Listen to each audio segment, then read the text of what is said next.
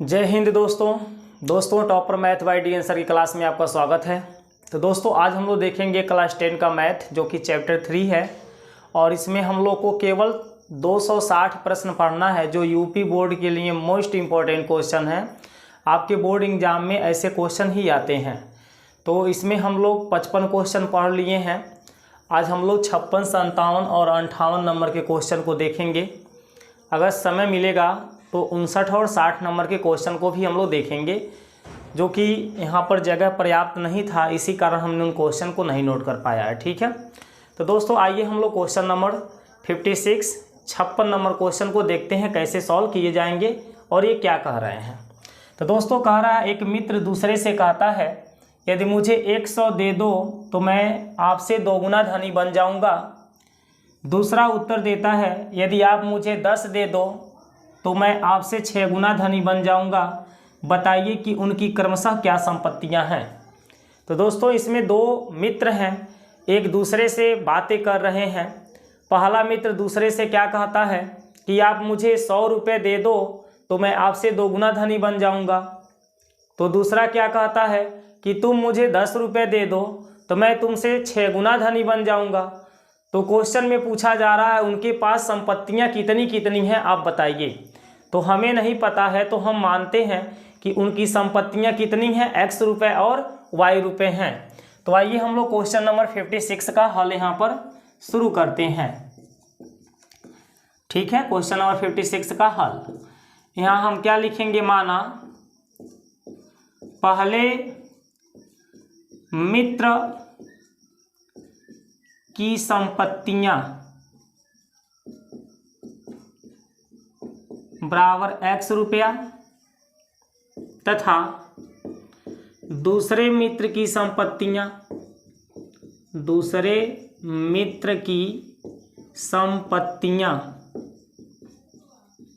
बराबर y रुपया। हमने पहले मित्र की संपत्तियां कितना माना, x रुपये, और दूसरे की संपत्तियां कितना माना, y रुपये मान लिया। अब प्रश्न के अनुसार हम लोग देखेंगे। प्रश्न के अनुसार तो देखिए क्या कहता है, एक मित्र दूसरे से क्या कहता है कि मुझे तुम 100 रुपये दे दो। यानी पहला मित्र जो x है वो दूसरे मित्र y से कह रहा है। ये पहला मित्र जो x रुपये ले रखा है ये पहला मित्र है और ये दूसरा। तो ये पहला मित्र अपने दूसरे मित्र से क्या कहता है कि तुम मुझे 100 रुपये दे दो। तो यदि ये इसको 100 रुपये दे दे तो इसके पास 100 रुपये ज़्यादा हो जाएगा, यहाँ बढ़ जाएगा, और इसके पास से 100 रुपये क्या होगा, कम हो जाएगा। जो भी संपत्ति दूसरे मित्र के पास है ये 100 निकाल के देगा तो यहाँ 100 कम हो जाएगा, और इसके पास जो भी संपत्ति है 100 रुपये पा रहा है तो यहाँ 100 रुपये क्या होगा, बढ़ जाएगा। अब इस कंडीशन में क्या होती है, ये पहला मित्र दूसरे मित्र से 2 गुना धनी बन जा रहा है, इससे ये 2 गुना हो जा रहा है। अगर इसके पास मान लीजिए 10,000 रुपये है तो इसके पास कितना रुपये हो जाता है, इसका 2 गुना 20,000 रुपये हो जाता है। तो ये दोनों तो बराबर नहीं हो सकते हैं। अब बराबर करने के लिए मुझे इसमें 2 का गुणा करना पड़ेगा, क्योंकि इससे ये 2 गुना धनी बन चुका है। तो वही कंडीशन है, हमें इन दोनों को बराबर करने के लिए इस दूसरे मित्र में हमें 2 का गुणा करना पड़ेगा, क्योंकि इससे ये 2 गुना धनी बन चुका है। तो इसमें 2 का गुणा करेंगे तो दोनों आपस में क्या हो जाएंगे, बराबर हो जाएंगे। अब इनको सॉल्व हम करेंगे तो x + 100 बराबर 2 का गुणा करेंगे 2y माइनस का कितना हो जाएगा, 200। अब हम +100 को उधर ले जाएं तो x बराबर हो जाएगा 2y माइनस 200, और ये +100 जब उधर जाएगा तो माइनस का 100 हो जाएगा। यानी x बराबर 2y माइनस 200 और 100 कितना हो जाएगा, 300। इसे आप समीकरण नंबर 1 बना सकते हैं। इस क्वेश्चन को विलोपन विधि, प्रतिस्थापन विधि से सॉल्व किया जा सकता है। ठीक है, आप चाहें तो विलोपन से, प्रतिस्थापन से, वज्र गुणनखंड विधि से, किसी से भी सॉल्व कर सकते हैं। तो मैं इसे प्रतिस्थापन विधि से सॉल्व करूंगा, इसीलिए x का मान पहले ही निकाल लिया है। अब आगे देखिए, इसके बाद दूसरा का क्या कहता है, उत्तर क्या देता है। अब देखिए फिर से इन दोनों मित्रों में बातें चलने लगी। ये पहला मित्र है जो x रुपये रखा है और ये दूसरा मित्र है जो y रुपये रखा है। तो दूसरा उत्तर क्या देता है, तुम मुझे 10 रुपये दे दो। तो यदि ये इसको 10 रुपये दे रहा है तो इसके पास 10 रुपये ज़्यादा हो जाएगा, बढ़ जाएगा, और इसके पास जो भी पैसा था उसमें से 10 रुपये कम हो जाएगा। दूसरा यही उत्तर देता है कि तुम मुझे 10 रुपये दे दो।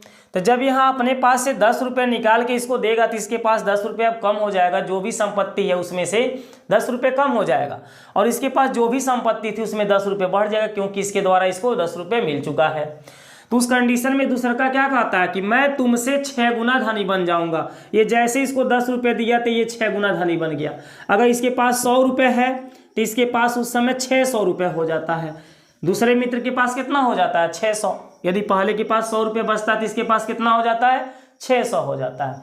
अब बताइए, दोनों के दोनों बराबर नहीं हो सकते हैं? 100 रुपये 600 रुपये बराबर हो सकते हैं? नहीं हो सकते हैं। बराबर करने के लिए हमें क्या करना होगा? जो पहले मित्र के पास संपत्ति है उसमें 6 का गुणा करना पड़ेगा, अर्थात इन दोनों को बराबर करने के लिए x - 10 में हमको 6 का क्या करना पड़ेगा? गुणा करना पड़ेगा। इतनी बातें क्लियर हो गई?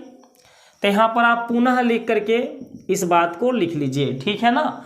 अब आगे देखिए, x का मान आप क्या निकाले हैं? 2i, इसको समीकरण 2 बना दीजिए। x का मान आप क्या निकाले हैं? 2i - 300। तो x का मान हम ला करके समीकरण 2 में रख लेंगे। यहाँ लिखेंगे समीकरण 1 से x का मान समीकरण 2 में रखने पर, समीकरण 2 में रखने पर, तो देखिए यहाँ लिखा है 6, x है, x के जगह हम 2i - 300 लिख लेंगे, ठीक है। अब माइनस का क्या लिखा हुआ है? 10, बराबर में क्या है? y + 10। क्लियर है ना। x के जगह हमने x बराबर जो यहाँ मान दिख रहा है, x का मान यही है 2i - 300, तो इस x के जगह 2i - 300 लिखेंगे, -10 पीछे है तो -10 लिख लेंगे, बराबर में y + 10 को। अब आगे देखिए 6 ब्रैकेट में क्या है बताइए? तो 2i - इन दोनों को जोड़ दें तो 310 हो जाएगा, बराबर y + क्या हो जाएगा? 10। अब हम 6 का गुणा कर देंगे इसमें, तो 6 दूनी कितना y हो जाएगा? 12y हो जाएगा। और 6 का 310 में गुणा करेंगे तो 6 0 0, 6 एकम 6 और 6 त्रिके 18, 1810 हो जाएगा, बराबर में y + क्या है? 10 है। अब देखिए हम y को y की तरफ पक्षांतर कर ले तो ये 12y है, और ये y इधर आएगा तो माइनस का y बनेगा, बराबर में कौन बचेगा? 10, और ये 1860 बराबर को उधर ले जाएंगे पक्षांतर करके, तो 1860 प्लस में हो जाएगा। माइनस में है तो उधर जाके क्या हो जाएगा? प्लस में। अब 12y में से एक y आप घटा दीजिए तो बताइए क्या बचेगा? तो जब हम 12y में से एक y घटाएंगे तो उस कंडीशन में मेरे पास 11y बचेगा, बराबर इन दोनों को जोड़ लीजिए तो 1860 में 10 को जोड़ा जाए तो 1800 कितना हो जाएगा? 70 हो जाएगा। अब 11 से 1870 को काट दिया जाए, 11 कम 11, 7 बचेगा 77, 11 7 77, 0 है तो 0 उतार लेंगे, तो y बराबर कितना आ गया बताइए? 170 आ गया।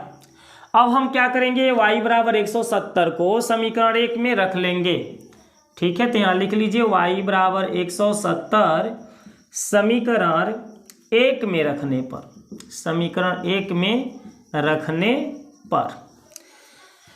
तो समीकरण 1 में देखिए क्या लिखा है? 6। यहाँ पे देखिए x के बराबर क्या है? 2y है, x के बराबर क्या है? 2, और y क्या है? तो y की जगह हमको तो 170 लिख देना है, ठीक है ना। माइनस का 300, माइनस का क्या है? 300। आपको पता है ना 2 के बाद y का मान हम 170 लिखेंगे, क्योंकि y का मान 170 निकला है, तो y की जगह 170 लिखेंगे, और इनके बीच में यहाँ गुणे का चिन्ह छिपा होता है, वही गुणे का चिन्ह लगा देंगे। तो बताइए x बराबर कितना होगा? 170 का 2 में गुणा करिए 340 होगा, माइनस का 300। अब इसमें से घटाना कर दीजिए तो x बराबर कितना बचेगा? 40। x बराबर क्या बचेगा? 40। तो इससे क्या कन्फर्म होता है कि जो पहले मित्र के पास संपत्ति है, जो फर्स्ट मित्र है उसकी संपत्ति कितनी है? फर्स्ट मित्र की, यहाँ लिखिए, अतः पहले मित्र की संपत्ति कितनी है? 40 रुपये। और दूसरे मित्र की संपत्ति कितनी है? तो दूसरे मित्र की संपत्ति 170 रुपये है, ठीक है ना। पहले मित्र की संपत्ति बराबर 40 रुपया लिख लीजिए, और दूसरे मित्र की संपत्ति बराबर 170 रुपये। यही आपका क्या हो जाएगा? आंसर हो जाएगा, ठीक है ना। तो आइए अब इसके बाद हम क्वेश्चन नंबर 57 यानी 57 नंबर क्वेश्चन को सॉल्व करते हैं। ठीक है, क्वेश्चन नंबर 57 को आइए देख लिया जाए।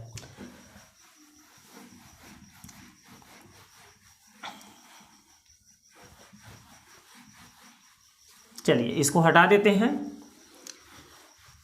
देखिए 57 नंबर क्वेश्चन में क्या कहता है, एक नगर में टैक्सी के भाड़े में एक नियत भाड़े के अतिरिक्त चली गई दूरी पर भाड़ा सम्मिलित किया जाता है। 10 किलोमीटर के लिए भाड़ा 105 रुपया है तथा 15 किलोमीटर के लिए भाड़ा 155 रुपया है। नियत भाड़ा तथा प्रति किलोमीटर भाड़ा क्या है? एक व्यक्ति को 25 किलोमीटर यात्रा करने के लिए कितना भाड़ा देना होगा?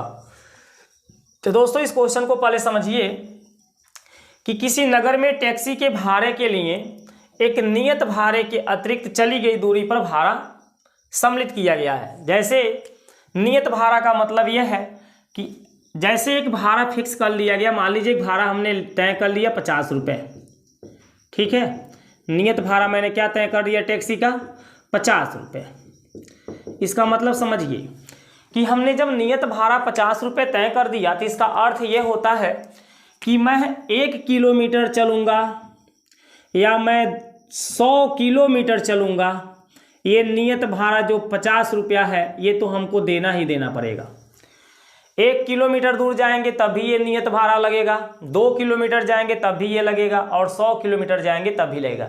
ये फिक्स भाड़ा है, 50 रुपया आपको देना ही देना है, चाहे आप कितना हो दूर जाइए या कितना हो नज़दीक जाइए। ठीक है, लेकिन ये नियत फिक्स भाड़ा हो गया। और अतिरिक्त भाड़ा क्या है कि आप प्रति किलोमीटर जब जाएंगे, प्रति किलोमीटर जब आप जाएंगे तो प्रति किलोमीटर का अलग से भाड़ा लिया जा रहा है। जैसे मान लीजिए मैंने मान लूँ कि 5 रुपये हमको 1 किलोमीटर का भाड़ा, प्रति किलोमीटर का भाड़ा कितना देना पड़ेगा? 5 रुपये। तो अगर हम 1 किलोमीटर दूर जाते हैं तो 50 रुपया तो नियत भाड़ा लगेगा और प्रति किलोमीटर का भाड़ा 5 रुपया लगेगा, यानी कि 50 और 5 कितना हो जाएगा? 55 रुपया हमको देना पड़ेगा। अगर हम 100 किलोमीटर दूर जा रहे हैं तो कितना देना पड़ेगा? तो 100 किलोमीटर, 1 किलोमीटर का 5 रुपया है बताया जा रहा है ना, प्रति किलोमीटर अतिरिक्त भाड़ा ये है। कैसा भाड़ा है? अतिरिक्त भाड़ा है। तो बताइए 1 किलोमीटर का 5 रुपये लग रहा है तो 100 किलोमीटर जाएंगे तो 500 रुपया तो आपका अतिरिक्त भाड़ा लगेगा, अब प्लस 50 रुपया ये नियत भाड़ा लगेगा, दोनों का मिला के 550 रुपया हो जाएगा।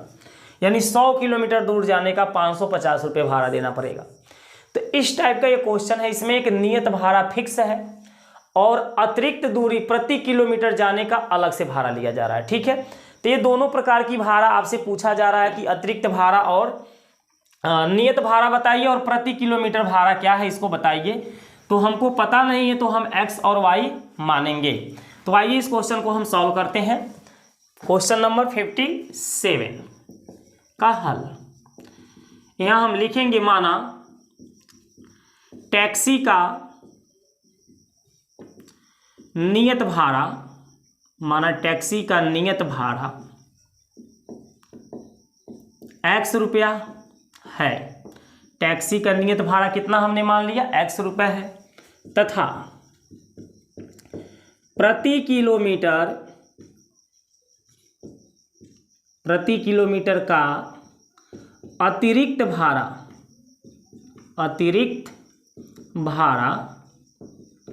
y रुपया है। प्रति किलोमीटर जब हम जो भी दूरी अतिरिक्त जाएंगे तो प्रति किलोमीटर हमें कितना देना पड़ेगा? y रुपये देना पड़ेगा। ठीक है, प्रश्नानुसार आ जाइए। देखिए प्रश्न क्या कहता है। तो प्रश्न में ये कहा गया है कि 10 किलोमीटर के लिए भाड़ा 105 रुपये है। तो आप यहाँ प्रश्नानुसार में लिखेंगे, चूंकि 10 किलोमीटर का भाड़ा बराबर 105 रुपया। 10 किलोमीटर का भाड़ा कितना बताया जा रहा है? 105 रुपये। इसलिए आप 10 किलोमीटर दूर जाएंगे तो नियत भाड़ा x रुपया आपको देना पड़ेगा, प्लस प्रति किलोमीटर का मतलब क्या हुआ? 1 किलोमीटर अगर जो ज़्यादा जाएंगे तो y रुपया देंगे, 2 किलोमीटर ज़्यादा जाएंगे तो 2y देंगे, यानी प्रति किलोमीटर आपको y रुपया बढ़ते जाएगा। तो मैं 10 किलोमीटर दूर जाऊंगा तो कितना बढ़ेगा? 10y रुपया बढ़ेगा। बढ़ेगा कि नहीं बढ़ेगा?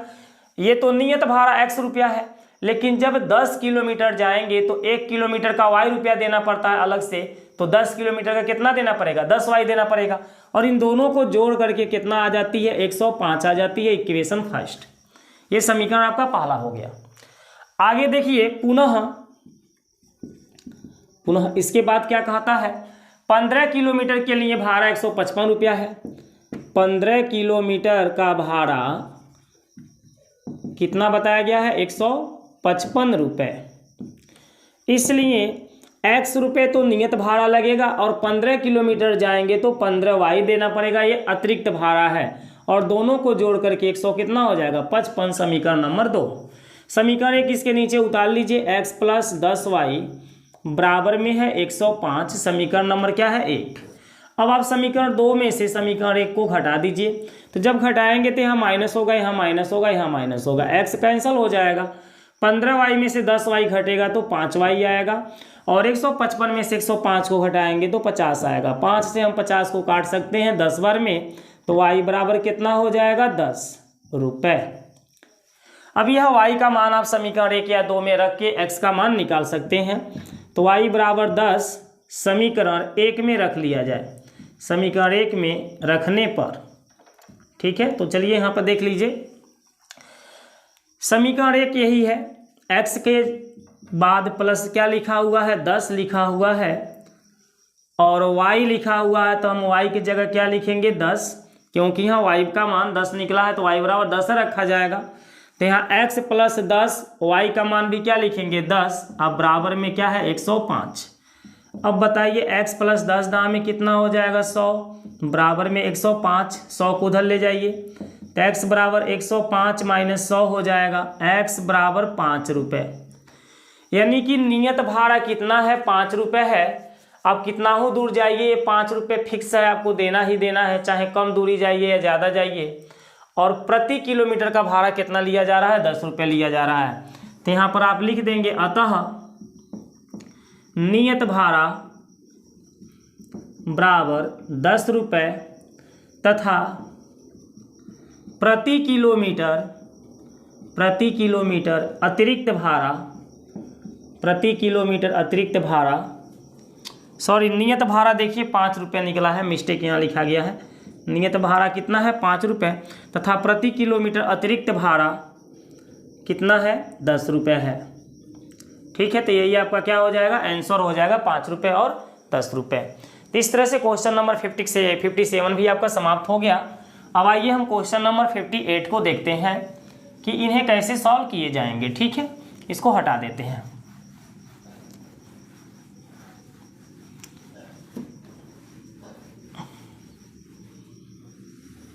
चलिए क्वेश्चन नंबर 58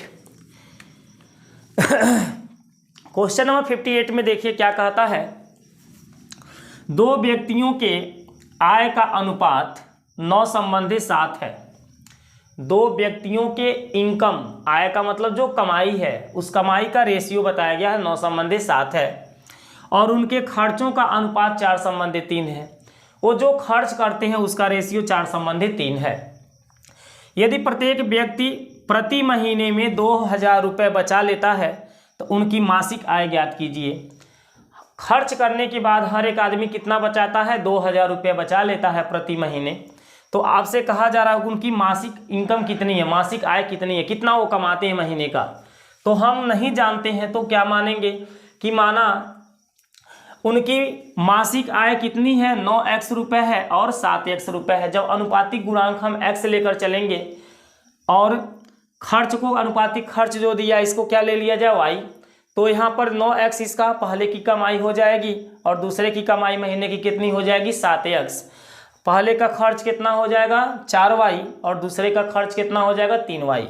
तो यहाँ पर आप इस क्वेश्चन को जब सॉल्व करिए तो लिख लीजिए, माना पहले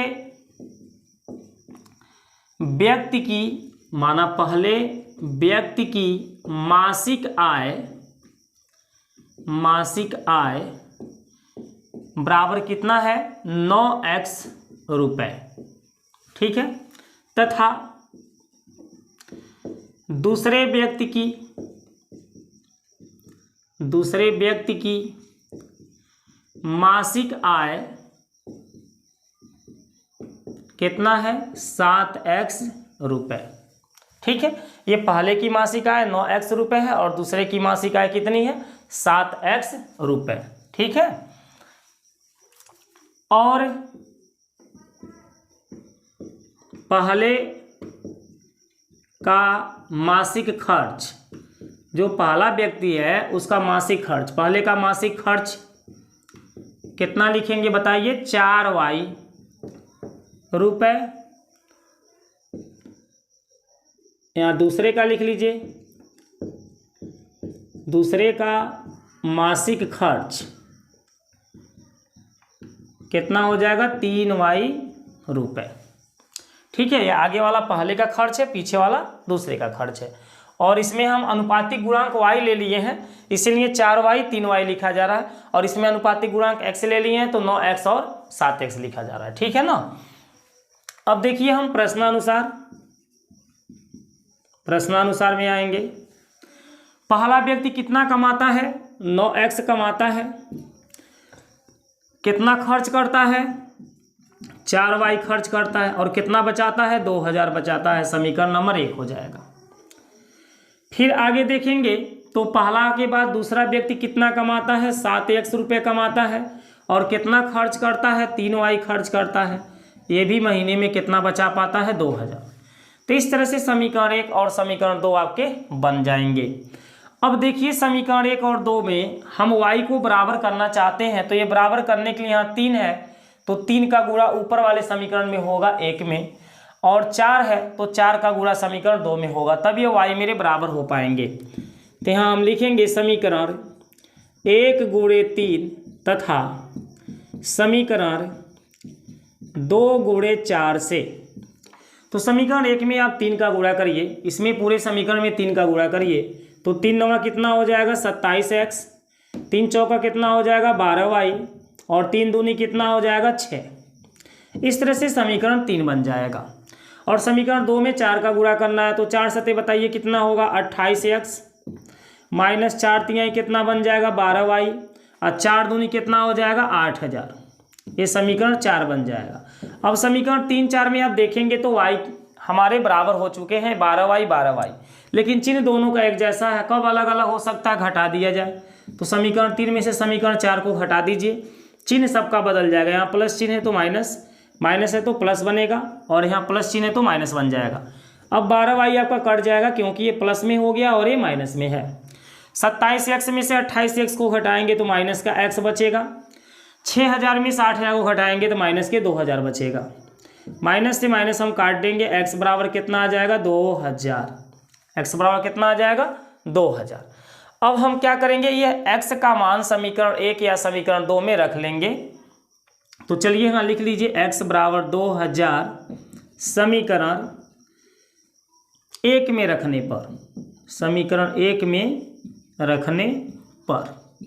ठीक है, x बराबर 2000 हम कहाँ रखेंगे समीकरण 1 में रखेंगे। तो यहाँ देखिए क्या लिखा हुआ है 9।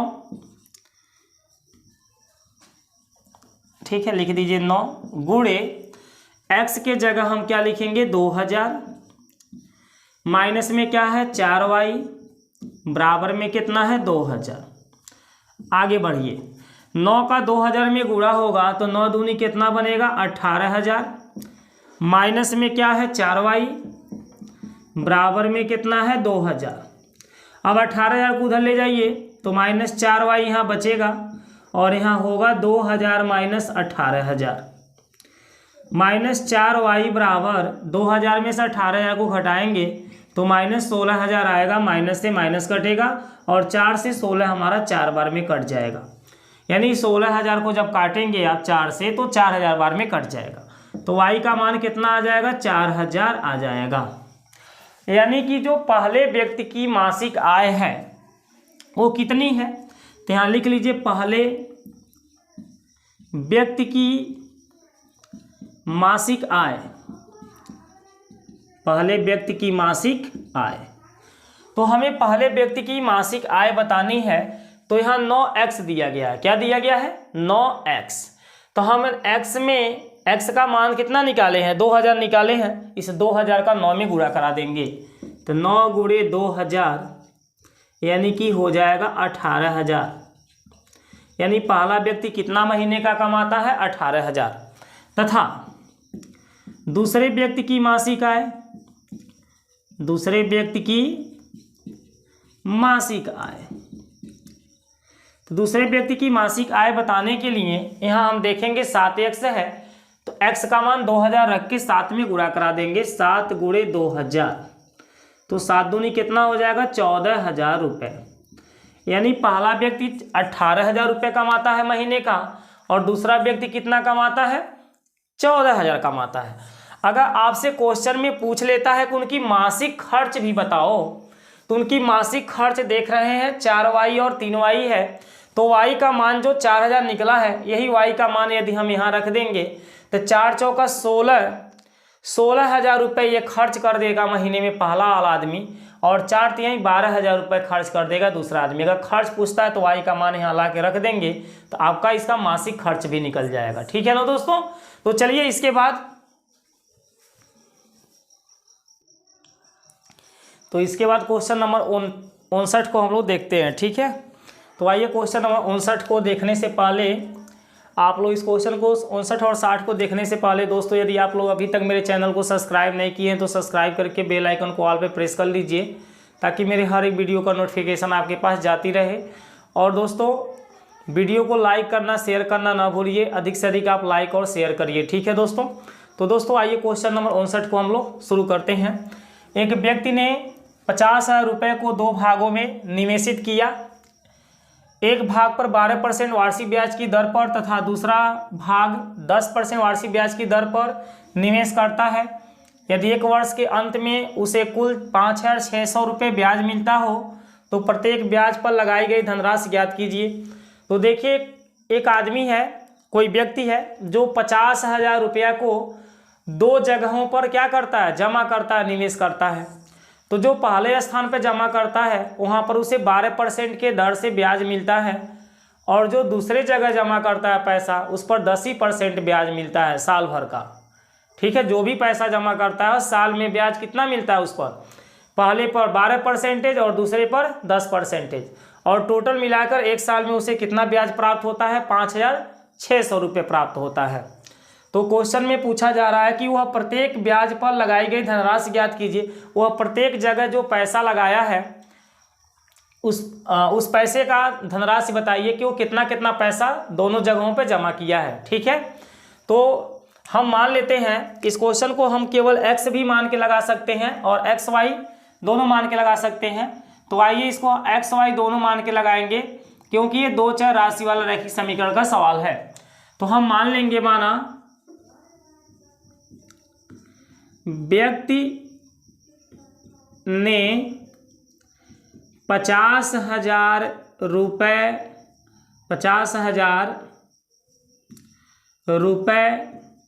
का पहला निवेश 50,000 रुपये, माना व्यक्ति ने पहला निवेश, लिखिए, माना व्यक्ति ने पहला निवेश x रुपया तथा दूसरा निवेश y रुपया किया। ठीक है, हमने मान लिया कि माना व्यक्ति ने पहला निवेश कितना रुपए किया? x रुपये, और दूसरा कितना किया? y रुपये, और इन दोनों रुपए को मिला करके कितना हो जाता है? 50 रुपये। तो यहाँ हम आएंगे प्रश्नानुसार में, और प्रश्नानुसार में लिखेंगे, चूंकि एक व्यक्ति ने 50,000 रुपये को 2 भागों में निवेशित किया, चूंकि एक व्यक्ति ने 50,000 रुपये को 2 भागों में क्या किया? निवेशित किया। निवेशित किया का मतलब जमा किया। इसलिए पहले जगह x रुपये जमा किया और दूसरे जगह y रुपये, इन दोनों रुपए को जोड़ने से कितना बनता है? 50,000 रुपये बनता है, समीकरण नंबर 1। ठीक है ना? पहले जगह वो x रुपये जमा किया, दूसरे जगह कितना किया y रुपये, इन दोनों को जोड़ेंगे तो कितना होगा 50, क्योंकि 50,000 को दो जगह जमा करता है, तो एक जगह x करता है एक जगह y करता है। पुनः पहले भाग पर 12% वार्षिक ब्याज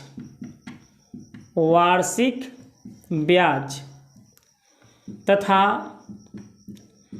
दूसरे भाग पर 10% वार्षिक ब्याज प्राप्त होता है। ठीक है, पहले भाग पर 10% वार्षिक ब्याज तथा दूसरे भाग पर 10% वार्षिक ब्याज प्राप्त होता है, इसलिए कुल मिला ब्याज, तो कुल कितना ब्याज पाता है बताइए, 5,600 रुपया वो पाता है। तो कुल जो ब्याज पाता है किस पैसे पर पाता है, जो x रुपये y रुपये जमा करता है उसी पे पाता है ना। तो x रुपये पर जो ब्याज मिलता है वो 12% मिलता है, तो x का 12% प्लस y रुपये का 10% मिला करके उसे कितना मिलता है, 5600 मिलता है।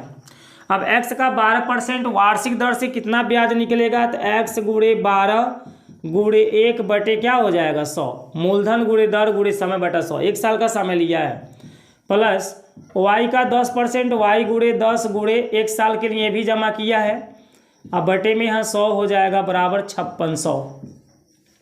ठीक है, अब देखिए हम ये ऊपर गुणा कराएंगे, टोटल तो 12x आएगा बटे का 100 प्लस इन टोटल का गुणा कराएंगे तो 10y आएगा बटे का 100 बराबर में 5600।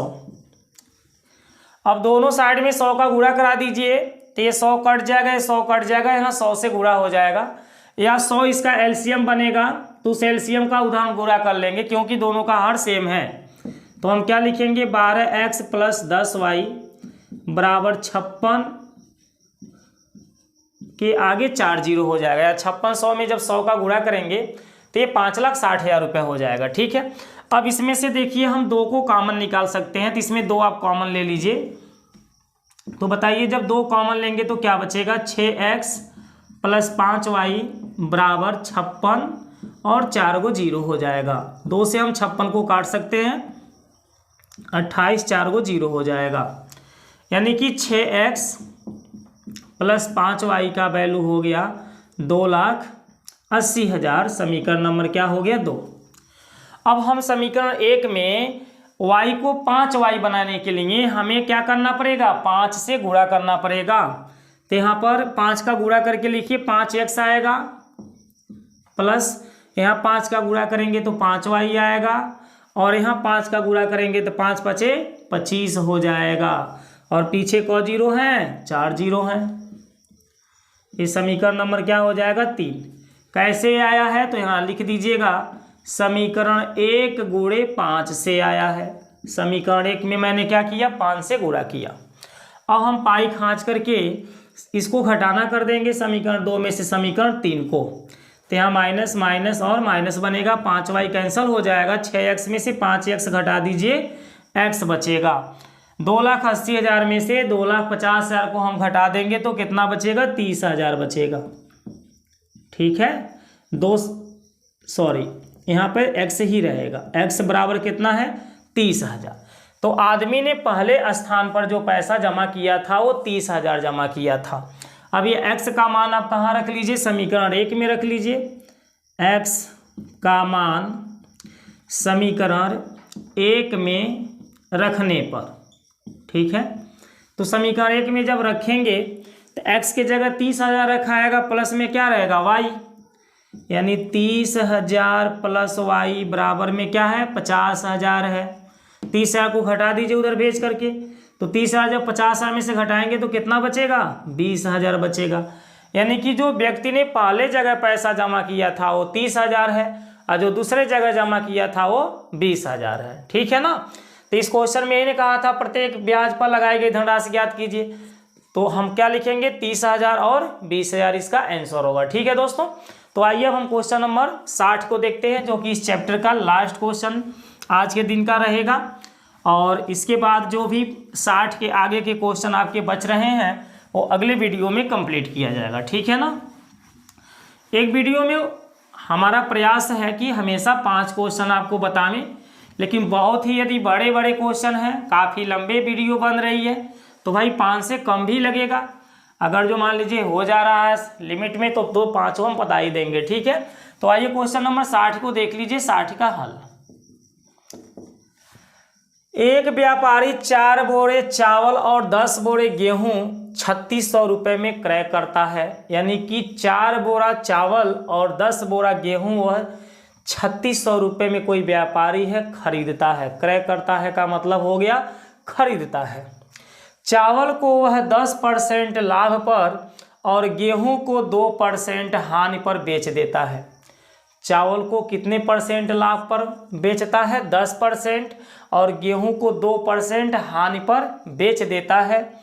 यदि उसे संपूर्ण लाभ 120 रुपया हुआ हो, जब वह बेचता है तब तो उसे टोटल कितने रुपए का लाभ होता है? 120 रुपये का होता है।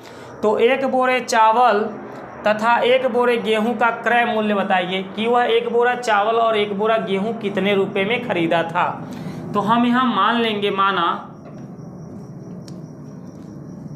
व्यापारी ने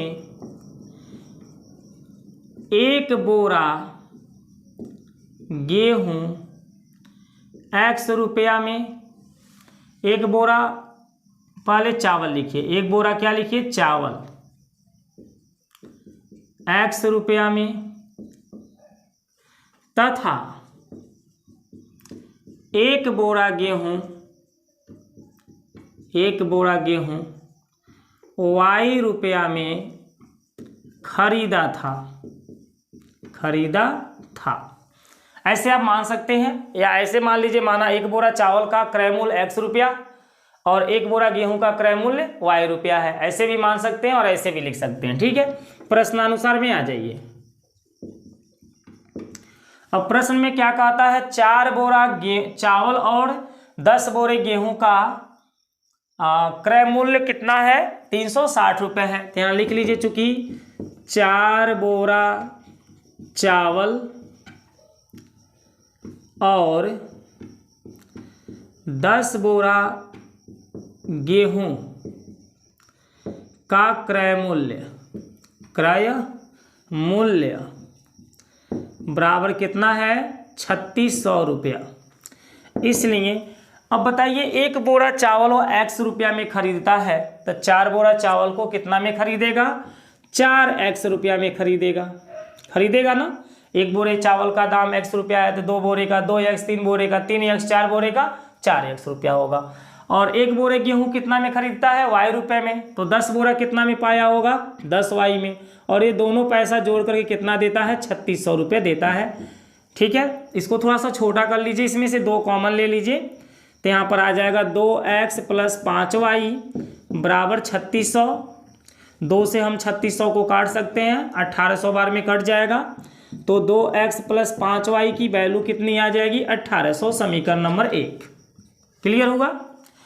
आगे हम चलते हैं, फिर देखते हैं पुनः।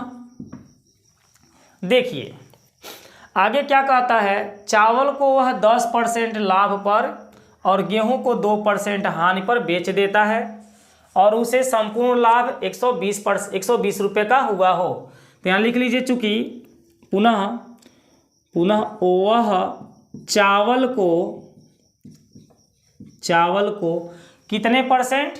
10% लाभ पर और गेहूं को 2% हानि पर बेचता है। हो गया ना। चावल को 10% लाभ पर और गेहूं को 2% हानि पर बेचता है, इसलिए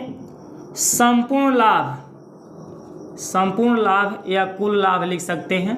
संपूर्ण लाभ बराबर कितना हो जाएगा? 120 रुपये।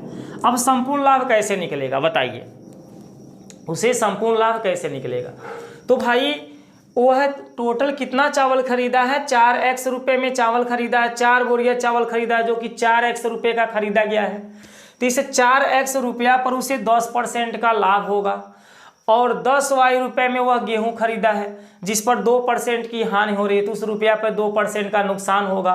तो लाभ में से नुकसान को जब घटा देंगे तो 120 रुपये का उसे अभी भी फायदा हो रहा है। तो जो 10% का लाभ दिखा रहा है वो किस पर हो रहा है, चावल पर, और चावल का दाम कितना लगा है, 4x रुपया लगा है। तो हम यहाँ लिखेंगे 4x का 10% माइनस, क्यों माइनस करेंगे, क्योंकि उसे गेहूं जो बेचा है ऊपर हानि हो गया है। तो गेहूं कितना में खरीदा है, 10y रुपये में खरीदा है और 10y रुपये का 2% क्या हो गया है, हानि हो गया है। ये 10% क्या है, लाभ है और वो 2% क्या है, हानि है। ठीक है, और कुल मिलाकर के 120 रुपये का उसे क्या होता है, लाभ होता है। ठीक है, तो यहाँ x 4x का 10% निकालिए, 4x गुणे 10 बटे का 100 माइनस 10y गुणे 2 बटे का 100 बराबर में 120। ठीक है, अब देखिए ये दोनों के बटे क्या है, 100 है, तो 100 का उस साइड में गुणा कर दीजिए क्योंकि एलसीएम तो 100 बनेगा ना। तो यहाँ 10 चौका कितना हो जाएगा, 40x माइनस 10 दूनी कितना हो जाएगा, 20y बराबर 100 का इधर गुणा करा दीजिए, 120 के पीछे 2 जीरो और आ जाएगा। ठीक है, इतना क्लियर हो जाता है। आगे देखिए यहाँ पर इन दोनों में से हम 10 को कॉमन या किसको कॉमन ले सकते हैं, 20 को कॉमन ले लीजिए। 20 जब कॉमन निकलेगा तो 20 दूनी 40, यहाँ कितना बचेगा, 2x माइनस यहाँ पे क्या बचेगा, y बराबर में कितना है, 12,000 है। ठीक है, आप लोग समझते हैं ना, यहाँ जब जो 100 है वो एलसीएम बनेगा, 100 ऊपर वाला उतर जाएगा, 100 को उधर गुणा कर देंगे तो आ जाएगा। अतः दोनों पक्षों में 100 का गुणा करेंगे तभी यही आएगा। ठीक है, अब 20 से हम क्या करेंगे, इसको काट देंगे। तो देखिए 0 से 0 कट जाएगा और 2 से हम 12 को काट सकते हैं 6 बार में, कौ जीरो बच गया है, 2 जीरो। तो 2x माइनस वाई की वैल्यू आ जाती है 60, जिसे समीकरण हम क्या कहेंगे, 2। अब समीकरण 1 आप जो बनाए हैं उसका नाम है 2x प्लस 5y बराबर 1800। 2x प्लस 5y बराबर 1800, यही समीकरण 1 है। घटाना कर लीजिए तो समीकरण 2 में से समीकरण 1 का चिन्ह बदलेगा, माइनस माइनस माइनस, 2x खत्म हो जाएगा, माइनस 5y और माइनस y को जोड़ेंगे तो माइनस का 6y बनेगा। 60 में से 18 को हम क्या करेंगे, घटा देंगे। सॉरी ये 60 नहीं है, 600, देखिए मिस्टेक हो रहा था, 600 है। तो हम क्या करेंगे, 600 में से 1800 को घटाएंगे तो हमारे पास बचेगा माइनस का 1200। माइनस से माइनस कट जाएगा, 6 से हम 12 को काटेंगे 2 बार में और 2 को 0 बचा है उसके पीछे तो लगा लेंगे। तो y का मान कितना हो जाएगा, 200। कितना हो जाएगा, 200। यानी कि एक बोरे गेहूं का मूल्य कितना है, 200 रुपये है। ठीक है, खरीद मूल्य। अब हम y का मान निकालनी है तो बताइए x का मान कैसे निकालेंगे। तो समीकरण 2 में चले जाइए, यहाँ लिख लीजिए y का मान, समीकरण 1 2 में कहीं रख सकते हैं तो हम समीकरण 2 में रख देते हैं, आसानी से निकल जाएगा। y का मान समीकरण 2 में रखने पर, ठीक है। तो समीकरण 2 में देखिए हमारा यही समीकरण 2 था, क्या लिखा है, 2x minus Y, 2x minus y, और y की जगह हम क्या लिख सकते हैं भाई, 200 लिख सकते हैं क्योंकि वही उसका मान है। बराबर का कितना है, 600। 200 को उधर ले जाइए तो 2x बराबर कितना हो जाएगा, 800, क्योंकि 200 उधर जाके जुड़ जाएगा, माइनस में है तो प्लस हो जाएगा। और 2 से 800 को काट देंगे तो 400 बार में कट जाएगा, तो x का मान कितना आ जाएगा, 400, और y का मान कितना आया भाई, 200। यानी कि वह एक बोरे चावल को 400 रुपये में खरीदा है और एक बोरे गेहूं को 200 रुपये में खरीदा है। ठीक है ना, तो आपसे क्वेश्चन में यही तो पूछा गया है। तो एक बोरे चावल तथा एक बोरे गेहूं का क्रय मूल्य बताइए, खरीद मूल्य बताइए। क्रय मूल्य का मतलब खरीद मूल्य। तो एक बोरे चावल को 400 रुपये में खरीदता है और एक बोरे गेहूं को कितने में खरीदता है, 200 रुपये में। ठीक है दोस्तों, तो दोस्तों इस तरह से हमारा क्वेश्चन नंबर 60 भी कंप्लीट हो गया। और आप लोग क्वेश्चन 1 से क्या बोलते हैं 56 से 60 तक क्वेश्चन को देख लिए हैं। इसे आप एक बार अपने मर्जी से फिर लगाइए कॉपी पर क्वेश्चन को बुक में देख करके, और देखिए जहां भी फंसते हैं फिर से इस वीडियो को देख करके समझ लीजिए और लगाइए, ताकि आपको अभ्यास हो जाए कि पेपर में यदि ये क्वेश्चन आपको मिल जाता है तो आप बेझिझक इसे आराम से हल करके चले आएंगे, कहीं भी आपको दिक्कत नहीं होगी। और यदि आप प्रैक्टिस नहीं करेंगे तो आपको दिक्कत हो सकती है। ठीक है दोस्तों, वहाँ भूल जाएंगे पेपर में जा करके कि हम कैसे बताए थे, कुछ याद आएगा कुछ भूल जाएगा। इसलिए प्रैक्टिस बहुत ज़रूरी होता है मैथ में, तो आप प्रैक्टिस अवश्य करिए, इसे लगाइए एक बार। ठीक है ना। अच्छा दोस्तों, नमस्कार।